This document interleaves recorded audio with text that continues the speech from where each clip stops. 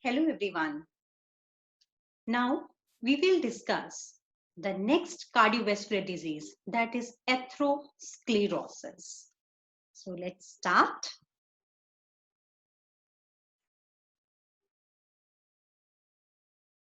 Atherosclerosis. First of all, before defining the atherosclerosis, I would like to discuss what are the functions of the blood vessels and what is the composition of blood vessels, because we need to understand it for the good understanding of atherosclerosis and other cardiovascular diseases. So here we have blood vessels. They are composed of three layers. The outer layer is mainly connective tissue, and that gives structure to the blood vessel, so that you can say it's just like a pipe which will give the structure to the vessel. And then the middle layer is of smooth muscles that contracts and dilates to control blood flow and the blood pressure. So it is a flexible kind of layer. And then comes the inner lining. Inner lining, that means the lumen, the inner side of the vessel. The inner lining is a thin layer of endothelial cells. We call it endothelium. That is, in a healthy state, is smooth and it is responsive. It is a very, very active layer also. Now, endothelium we are focusing on. It is a protective barrier between the tissues and the circulating blood into the different parts of the body. It facilitates bidirectional passage of macromolecules and blood gases to and from tissue and blood. So it is helping in the exchange process also. It senses changes in the blood flow and responds with releasing bioactive substances that maintain vascular homeostasis. So if it senses that something is changed, if something is changed and some proportion is getting changed, so it will immediately release few compounds so that the internal environment, that is the homeostasis of the blood, is maintained. Now, nitric oxide, it is a soluble gas which is continuously synthesized from amino acid L-arginine in the endothelial cell. Now, this nitric oxide is a compound which is very, very helpful, and it appears to be involved in protection from the injurious substances, and plays a key role in vasodilation. That means dilation of the blood vessel. That means it will control the hypertension too. Now, if this nitric oxide is decreased, it is a factor in endothelial cell dysfunction, and that disrupts vascular balance, and that can result in vasoconstriction. That means the you can say the lumen that will be narrowed down. Platelet activation, that means the clot formation will be initiated. Leukocyte adherence, that means the plaque will become stronger. And vascular inflammation, that means that there will be inflammation inside the blood vessels. So all these things, they will make a chain reaction where the heart problem will start. Now, this is a pictorial representation. As you can see, these are the layers. The first, the outer layer. This is the outer layer. And then this is the middle layer. Here we can see this is the middle layer. And this is the internal, or the internal endothelium layer, which we are discussing. And this is the lumen, where the blood is going to be flown. Now, this is again a pictorial representation that this is a normal artery. Here we can see the layers, they are intact and the blood flow is normal. And if we see it in the cross section, the lumen, the area where the blood is flowing, that is normal. And Now let us see where the abnormality happens, where the atherosclerosis has set in. What is happening here? The flow of the blood has been affected because of narrowing down of the lumen, and the blood flow is becoming abnormal because of the presence of this plaque. And here, this is a artery cross section. Here we can see this is a plaque which has uh, taken a lot of place and caused the narrowing of the artery, and that is obstructing the blood flow. Now, let us define atherosclerosis. Atherosclerosis is an arterial lesion. That means lesion is, there is a lesion where is that lesion? That is in the artery.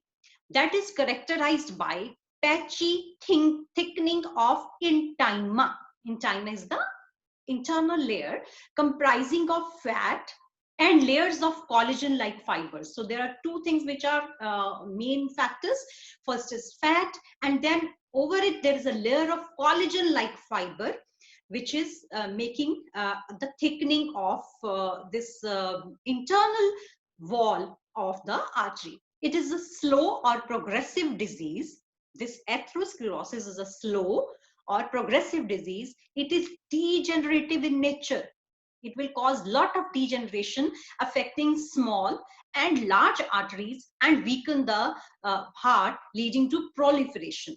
What will happen? It will once it will start forming, it will cause further degeneration.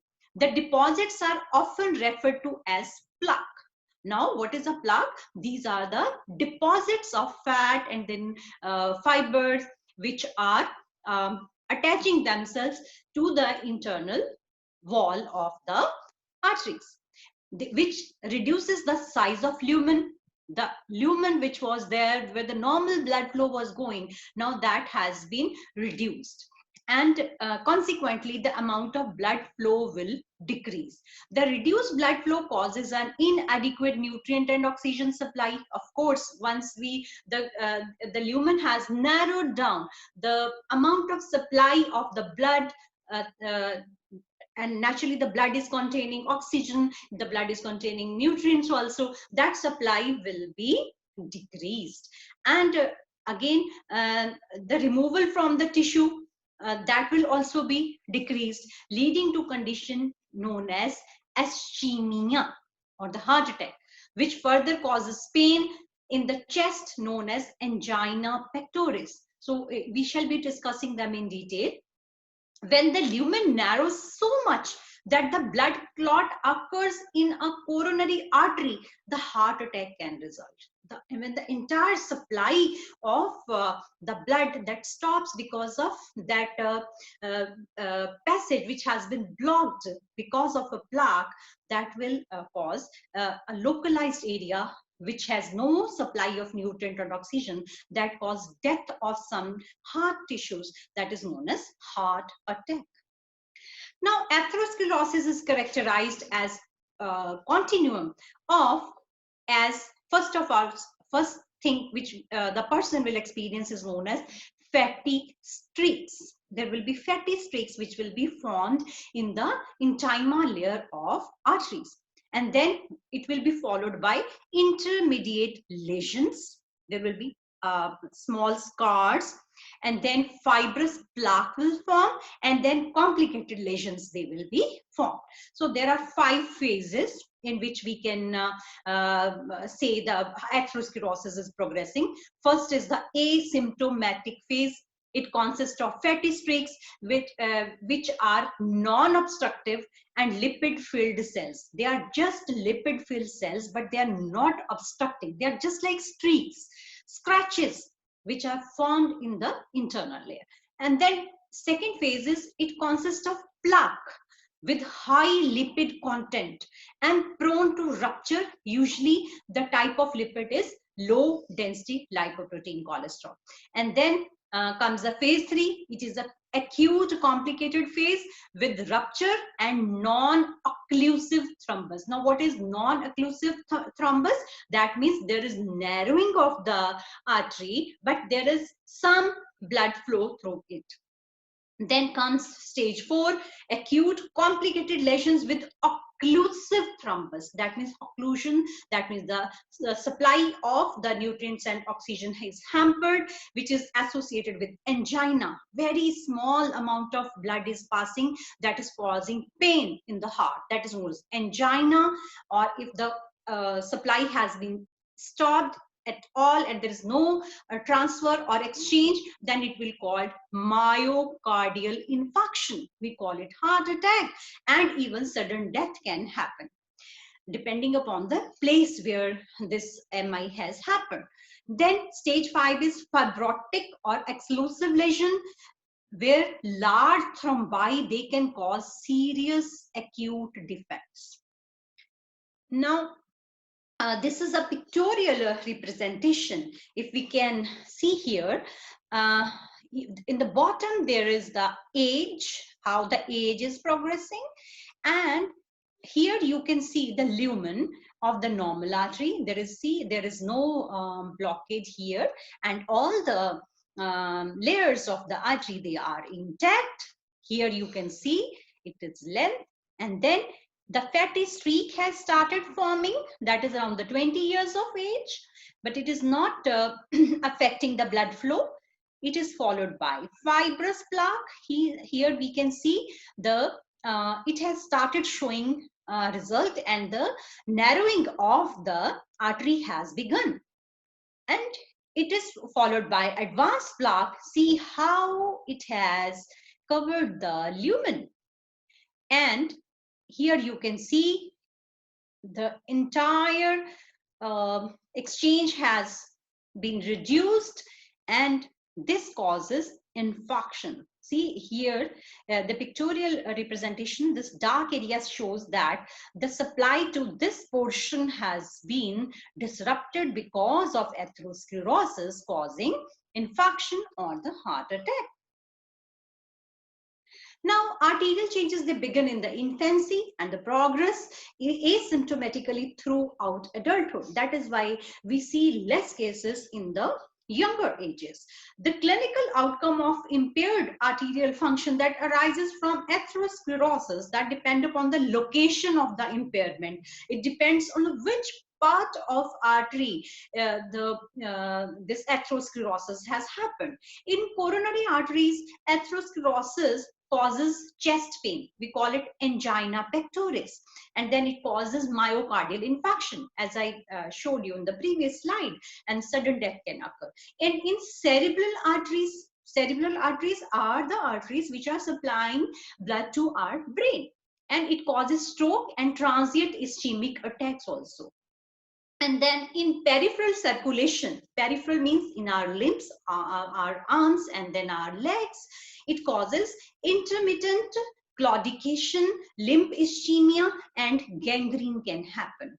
Thus, atherosclerosis is the underlying cause of many forms of cardiovascular diseases. So that is why we need to study what is the composition of artery and what are the effects of atherosclerosis and how it develops. Now, if we say the cardiovascular risk factors, if we can classify these factors, there are again, we have two types of factors which are modifiable, and then the other ones which we do not, we are not able to modify. So first here, all the cardiovascular risk factors, they are divided into 4 major categories, and first category is containing the risk factors for which interventions have been proven to lower cardiovascular risk.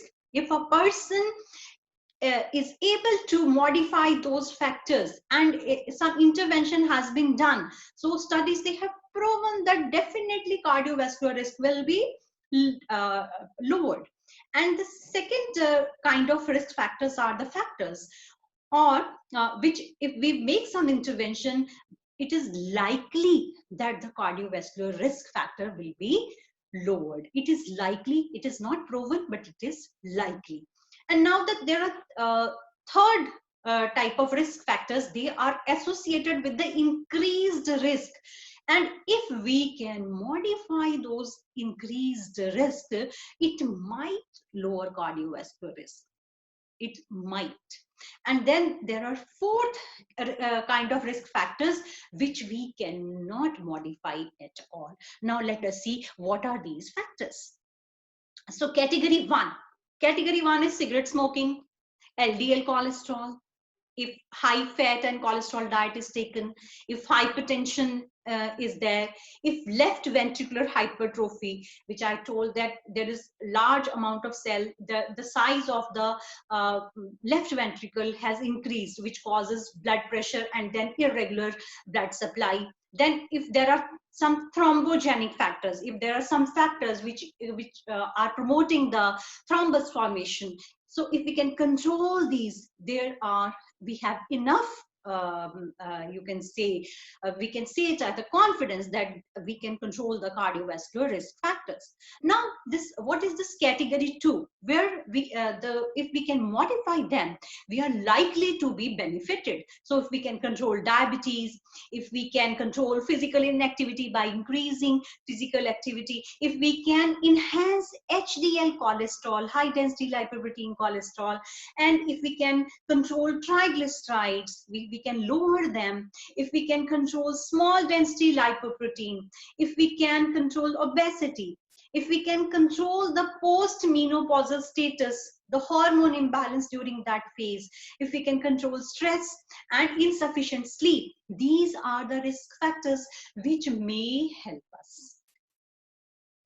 And then comes the category 3, where we say if we can control these interventions, they might help us. They might reduce the risk. So these are psychological factors. People who take a lot of stress, they are prone to heart diseases. And then lipoprotein A, which is, if we can, it has been seen that the lipoprotein A level of the persons with cardiovascular diseases is high. So probably there could be some link. That is why if we can control, it might help us.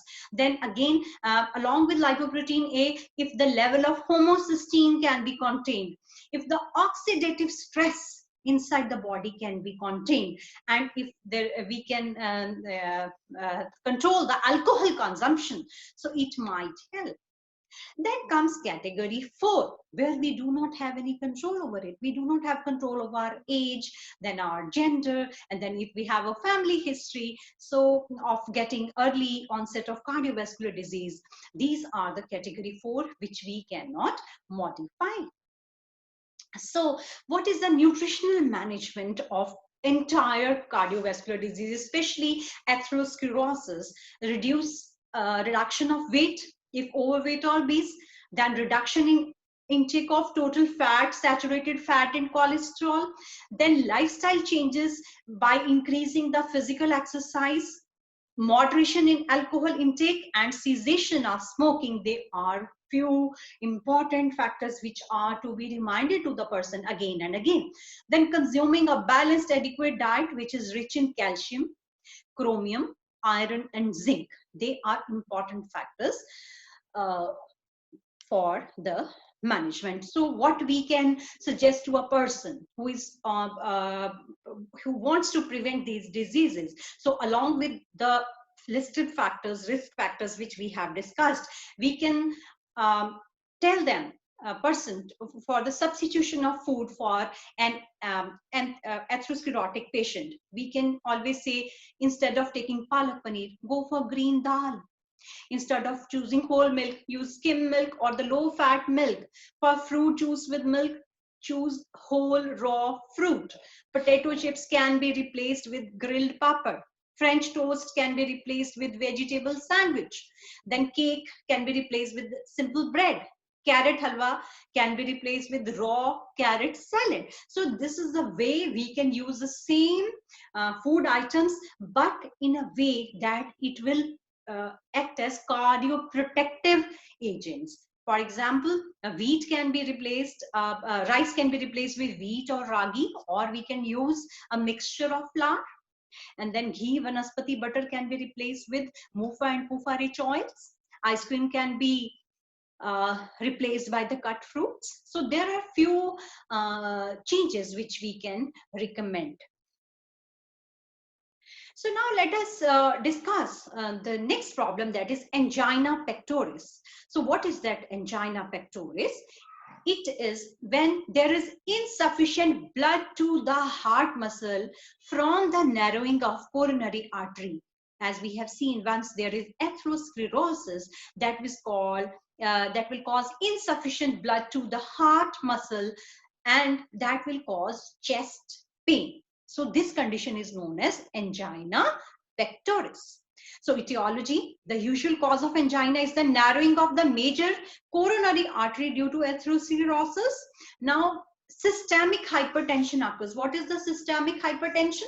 When it happens in the flow or the exchange of nutrients and oxygen and carbon dioxide, that is hampered because of some kind of cardio risk factors, some kind of imbalance in production of some chemicals which were there, some dyslipidemia could be there, some dystrophy is also there, left ventricular hypertrophy has happened. So this will cause systemic hypertension, and once that happens, it increases myocardial demand, and if supply of blood to the heart muscle is less, it causes angina, because the work of heart has increased, because there is narrowing of blood vessels, and now the heart needs larger force to pump the blood.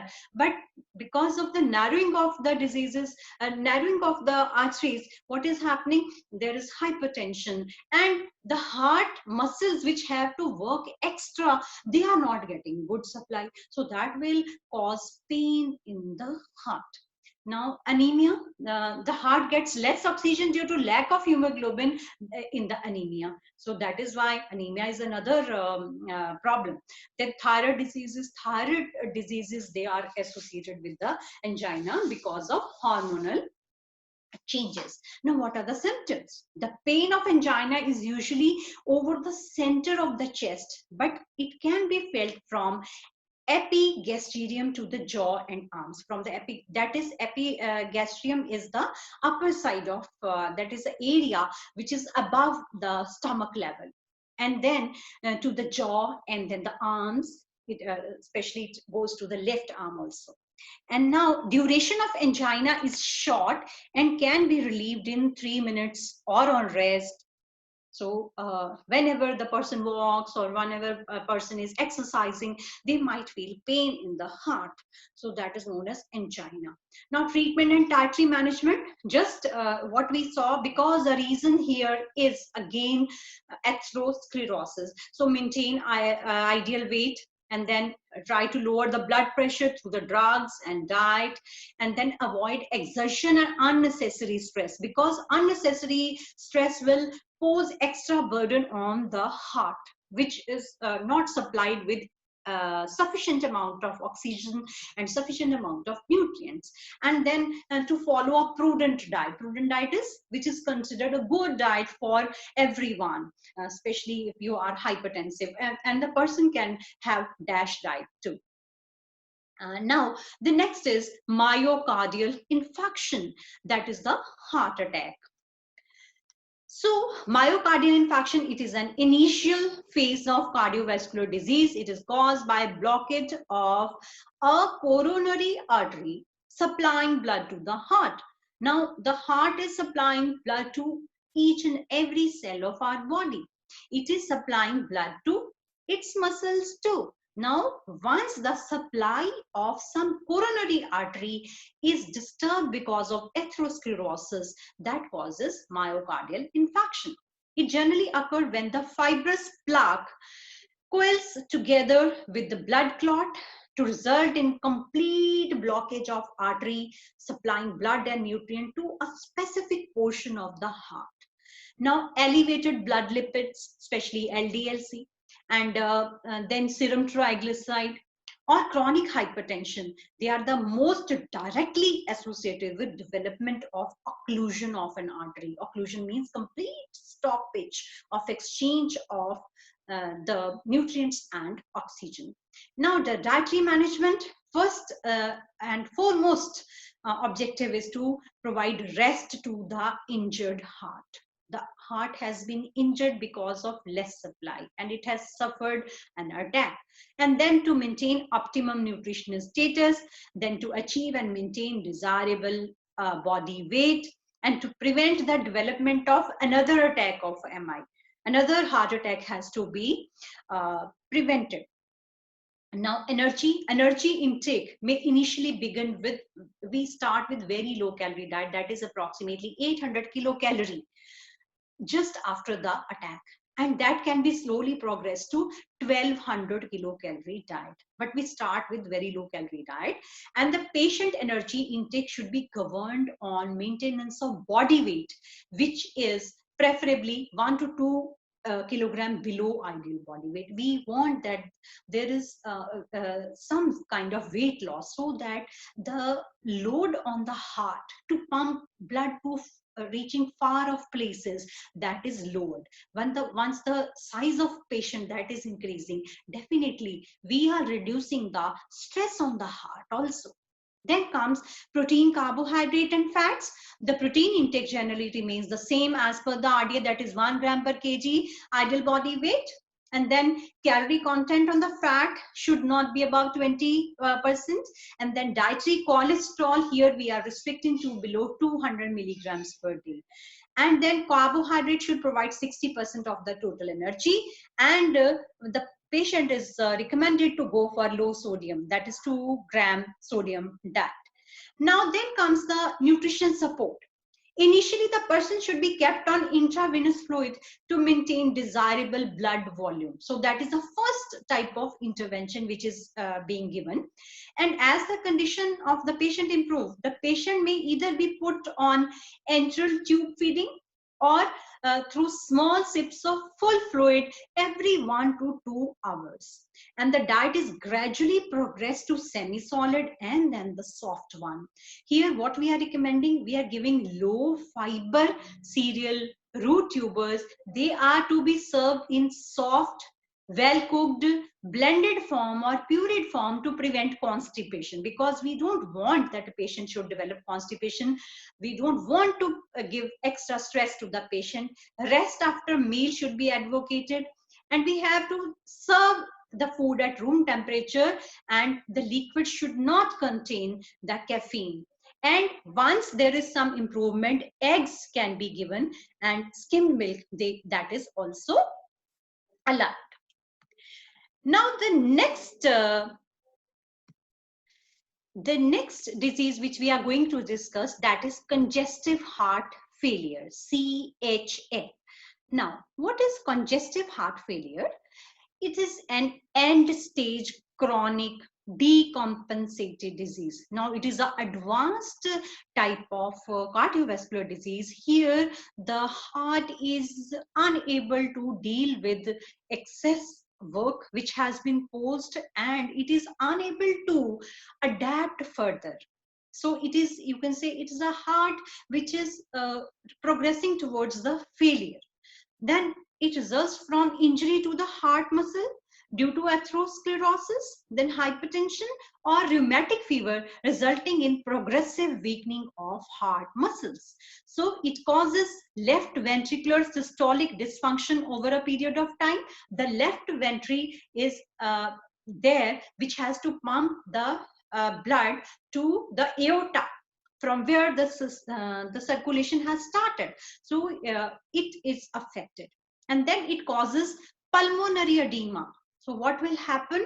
There will be the person will have breathing issues. The person will not be able to breathe properly, because there will be edema outside the lungs, and the lungs will not be able to expand for the breathing process, that resulting in blood accumulation in the right side of the heart and causing abnormal circulation. Now, the two hormones that control water balance are antidiuretic hormone and the aldosterone, that also fails. And now aldosterone, that conserves sodium, and water, and that worsens the edema, because these hormones, they are affected, that will cause more water around the chest cavity, especially and disturbing the normal breathing process. So patient complains of breathing difficulty. Now, etiology, it is chronic hypertension, then coronary heart disease, which eventually progresses to the congestive heart failure, then diabetes, advancing age, some kind of viral damage, alcohol abuse, or kind of injury that promotes this congestive heart failure. Now, what are the symptoms? There would be weight gain because of water retention. There will be swelling of the abdomen, then difficulty in sleeping. Once the person starts to lie down, he will face breathing difficulty, irregular or rapid pulse rate, cough, swelling of feet and ankles, pronounced neck veins here, then sensation or feeling of heartbeat. The person will be able to feel the heartbeat, then decrease alertness or concentration, and then decreased urine production. They are the common symptoms of congestive heart failure. Now, how do we manage this disease? Now, energy requirements are generally based on the residual cardiac function. We have to see what is the percentage of heart which is working, and then usual body weight of the patient, that is also taken into account. And patients who are on artificial support system or who are obese, they are recommended 1200 kilocalorie diet. Then ambulatory or normal weight patients, they are usually able to tolerate around 10 to 25 kilocalorie per kg ideal body weight or usual body weight as per day. So approximately 1000 to 1200 kilocalorie diet is a prudent diet for a person with congestive heart failure. And then protein, especially rather than vegetable protein, rather than animal protein, should be incorporated in the diet, and approximately 0.8 to 1 gram of protein should be incorporated. And now coming to the carbohydrate, low fiber and simple carbohydrate diet should be recommended. That includes semolina, then refined flour, dehusked pulses, papaya, mango, brinjal, pumpkin, gourd, and such soft vegetables, they are to be included. And whole cereal like pulses, legume, lotus stem, cabbage, soy flour, they are to be avoided because of harsh fiber content.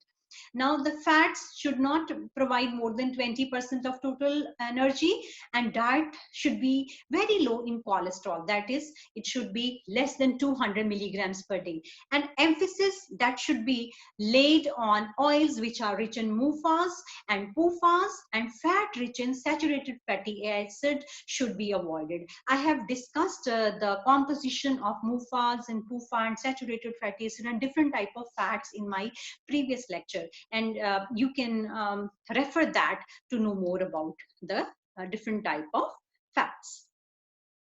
Then minerals. Sodium intake should be approximately 135 to 145 milliequivalent per liter, and potassium intake should be 3.5 to 5 milliequivalent per liter. That means that contains approximately half to 3/4 teaspoon of salt, which should be allowed. Now, mild to moderate sodium restriction is often beneficial for most of the patients because it will help in reducing the edema across the pulmonary organs. Now, here high sodium diet of and vegetables such as fenugreek leaves, lettuce, then spinach, beetroot, tomato, grapes, lychee, muskmelon, as well as processed food and preserves, they are to be avoided. Now, vitamins, the requirement of all vitamins remains same as per the RDA, and then comes fluids. Patients on diuretic may consume normal amount of fluids, that means 1.5 liters per day, but patients otherwise, the requirement of fluid, that will depend upon the urinary output. Now, the fluid allowances, let us see what are the formulas which we are using. Here we are using this formula of fluid allowance. The urine content that was excreted in the previous 24 hours, we will add 500 ml of for the basal losses, plus we will add some extra water if there are losses due to some fluids of because of diarrhea or vomiting, if he has any. Then weighing the patient every day to find out gain in the weight due to fluid retention. And if we see there is fluid retention, we have to restrict the amount. Now comes rheumatic heart disease. Now, what is rheumatic heart disease? Rheumatic heart disease is a very common cause of cardiovascular disorder in children and adolescents in India. This disease involves damage to the entire heart and its membranes. It is a complication of rheumatic fever resulting from an untreated streptococcus throat infection and can damage the heart valves. If the heart valves are damaged, they will fail to open and close properly. When the damage is permanent, this condition is known as rheumatic heart disease. Now, what are the symptoms? Symptoms generally appear after 1 to 6 weeks of fever, and the symptoms are fever, fatigue, shortness of breath, fainting, palpitation, and chest pain. Now, what are the complications? Inflammation of the lining of the heart, that is the outer part of the heart, that is known as pericarditis. And then the patient may have anemia. Then there will be heart enlargement. There will be valve deformities, abdominal pain, fever, arthritis. They are also complications. Now, the dietary management, diet should be nutritious and without restrictions, except for the patient with congestive heart failure, whose fluid and sodium intake are to be restricted, as we has just discussed in the previous slides. Then the potassium supplementation may be necessary because of the mineral corticoid effect of corticosteroid and the diuretics if they are used in the treatment. So potassium supplementation is required for such patients. And this finishes our different type of heart diseases. And we have discussed how hypertension, how atherosclerosis affects the inner wall or the especially all the arteries which are supplying nutrient and oxygen supply to the different parts of the body, and how to prevent and protect ourselves from different type of disorders of the heart. So I hope you have learned. If you have any question, you can put in the comment box. Thank you.